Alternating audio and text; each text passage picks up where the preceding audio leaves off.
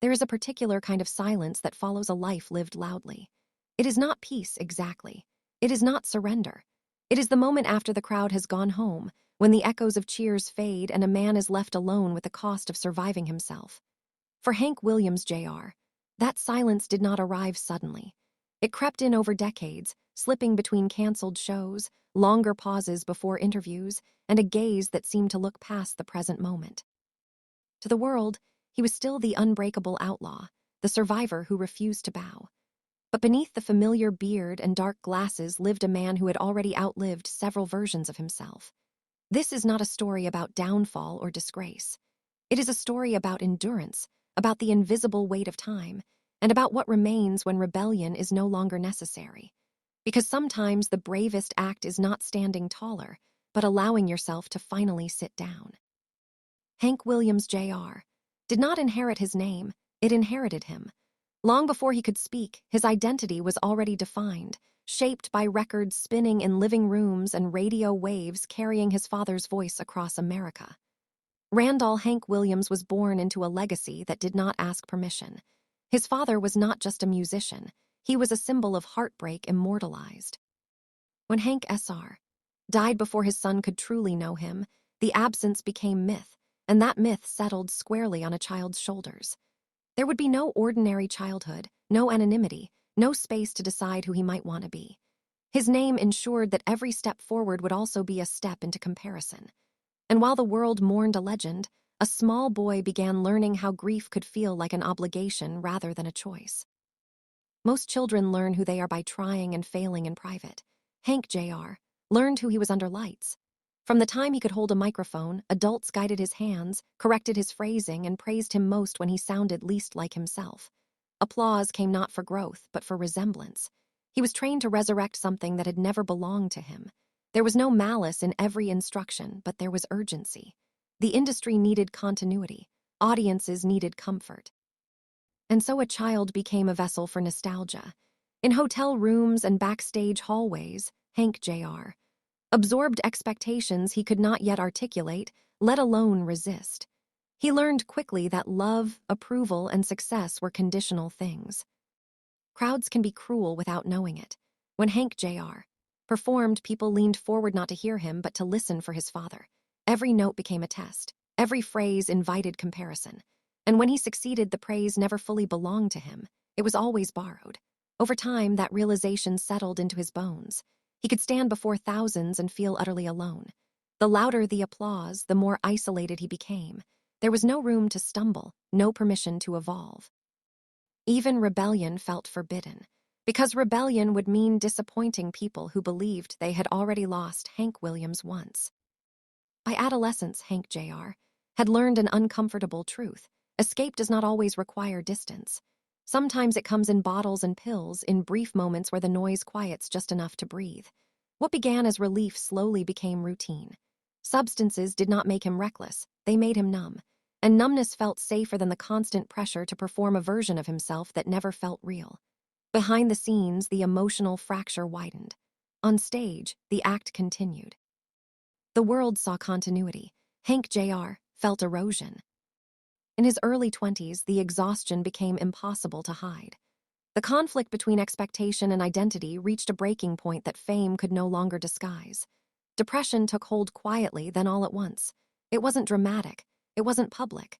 It was heavy and inward, the kind that convinces a person that disappearing would be easier than continuing. When Hank Jr. survived his own lowest moment, it did not feel like victory. It felt like confusion. Survival forced him to confront a terrifying question. If he was still alive, what was he supposed to live for? Sometimes truth arrives from unexpected mouths. A physician once told Hank Jr. something that stripped away all illusion. He explained that Hank had been systematically shaped to replicate a man who destroyed himself young. The habits, the pressure, the lifestyle, it was all repeating. The warning was not poetic, it was clinical, and it was terrifying. Hank Jr. realized that honoring his father's legacy might cost him his own life. For the first time, rebellion was no longer optional. It was survival. When Hank Jr. climbed Ajax Peak, he was not chasing danger. He was chasing clarity. The mountain did not care about his name, his history, or his expectations. It offered no applause. When the ground gave way, it was sudden and unforgiving. The fall was not symbolic. It was violent, chaotic, and nearly fatal. Broken bones and shattered facial structure replaced identity questions with physical pain. In those hours before rescue, there was no legend, only a man clinging to life. Recovery was brutal and slow. Pain did not arrive in waves, it lived with him. Mirrors became unfamiliar. His own reflection looked like a stranger who had survived something unspeakable. More frightening than the scars was the uncertainty of his voice. Singing had been imposed on him since childhood, yet losing it felt like losing oxygen. In silence, Hank Jr. faced himself without distraction for the first time. Johnny Cash and June Carter did not visit as icons. They came as humans. There were no speeches about comeback arcs or redemption narratives. There was quiet, presence, and a moment of unexpected gentleness. For Hank Jr., that mattered more than any chart position ever could. It was proof that survival did not have to be theatrical to be meaningful. Grief rarely arrives one at a time. Just as Hank Jr. was learning to exist again, his mother died. Their relationship had been complicated, shaped by love, pressure, and control. Her absence left him untethered, but it also removed the last gatekeeper to his father's shadow. For the first time, the future was unwritten. The beard, the sunglasses, the hardened image, none of it was branding at first. It was armor. Bosphus was not invented, he emerged. The scars were no longer hidden. They were incorporated. The music followed suit.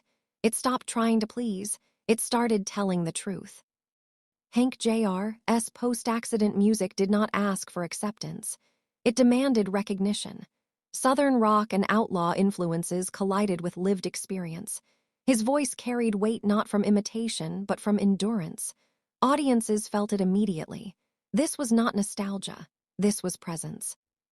What followed surprised everyone, including Hank Jr. Success arrived without compromise. Fans did not want polish. They wanted honesty. His concerts became communal releases, not performances. People weren't watching a legend, they were standing beside a survivor. By the time Hank Williams Jr. reached the height of his influence, defiance was no longer a phase, it was muscle memory.